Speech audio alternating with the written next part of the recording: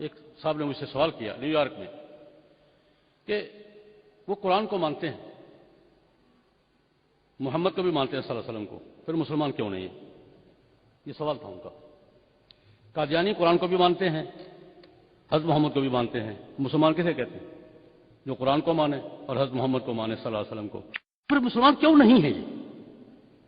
یہ یہودی تھا سوال کرنے والا۔ میں نے کہا میرے بھائی تم کون ہو؟ یہودی۔ کیوں؟ موسیٰ علیہ السلام کو مانتے ہو، تورات کو مانتے ہو۔ عیسائی موسیٰ کو مانتے ہیں یا نہیں مانتے؟ کہتا مانتے ہیں۔ تورات کو مانتے ہیں یا نہیں مانتے؟ مانتے ہیں۔ میں نے کہا عیسائی یہودی عیسائی جو ہیں موسیٰ علیہ السلام اور تورات کو ماننے کے باوجود یہودی نہیں ہیں، اگر وہ یہودی ہونے کا کلیم کریں گے تو مانو گے؟ نو۔ کیوں؟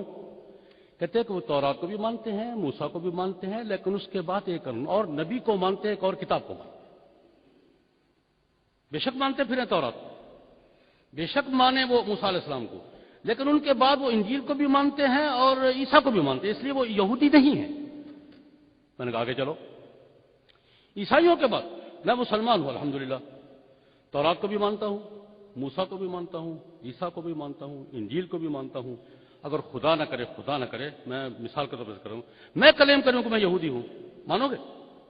اگر نہیں، اس لیے کہ تم عیسیٰ اور انجیل کے بعد ایک اور نبی کو مانتے ہو، محمد کو مانتے ہو، قرآن کو مانتے ہو علیہ الصلوات والتسلیمات۔ میں نے کہا میرے بھائی یہی مسئلہ ہے، عیسائی موسیٰ علیہ السلام اور تورات کو ماننے کے باوجود یہودی نہیں کہلا سکتے، اس لیے کہ انہیں نبی مانتے ہیں، نئی کتاب مانتے ہیں۔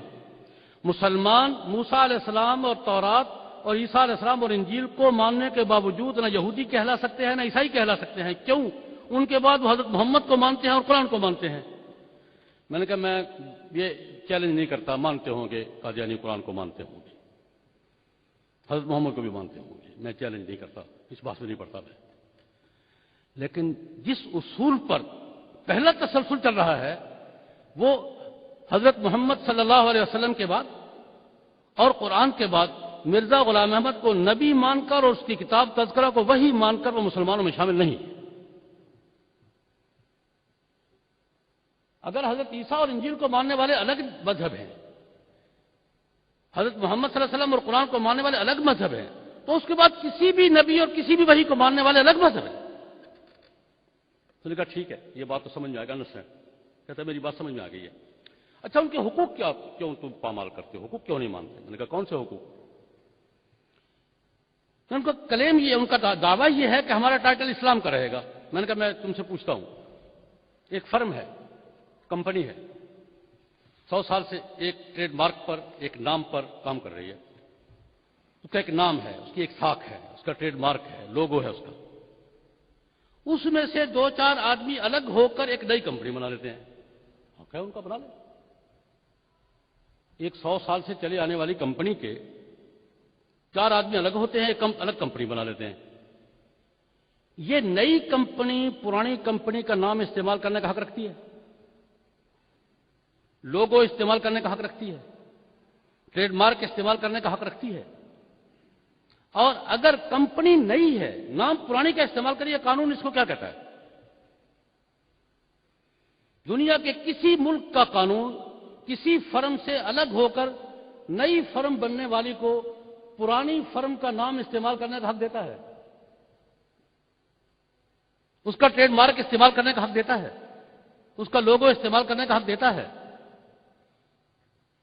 جب دنیا کی کسی قانون میں اس کی گنجائش نہیں ہے تو یہاں یہ فراڈ کیوں روا رکھا جا رہا ہے؟ میں نے کہا بات یہ نہیں ہے کہ ہم ان کے حقوق نہیں مانتے۔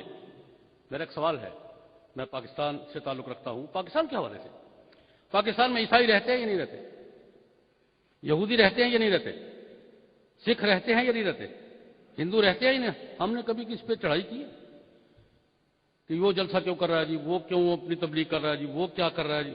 کبھی سوال نہیں۔ سکھ تو اتنے آتے جاتے ہیں کہ ایک وقت ایسا آتا ہے سال میں کو لگتا ہے کہ ہر طرف سکھ ہی سکھ ہے،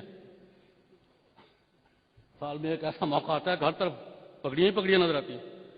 کبھی کسی عالم دین نے سوال اٹھایا ہو؟